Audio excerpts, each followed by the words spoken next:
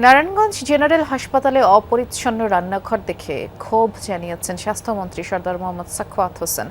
সকালে নারায়ণগঞ্জ জেনারেল হাসপাতাল সহ 10 জেলায় আইসিইউ উদ্বোধন অনুষ্ঠানে অংশ নেন তিনি।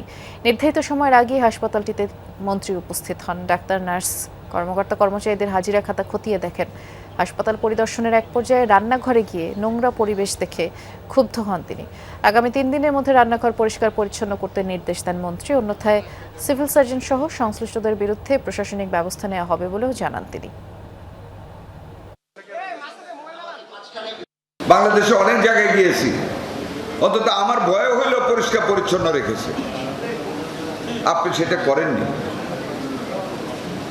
আপনাকে পরশুদিন পর্যন্ত টাইম দিয়ে গেলাম। আপনার কিচেন থেকে সকল জিনিস বের করতে হবে, সকল কালো পাতিল আপনাকে ভেঙে বাঙ্গারির কাছে বেরতে হবে, ডিসি সাহেবের প্রতিনিধির সামনে। সকল মালামাল যা আপনি রেখেছেন, দাহ্য পদার্থ, ক্ষুধা না খাস্তে একটা আগুন লাগলে একটা মানুষ বাঁচতে পারবে না, আগুনও নিবানি যাবে না।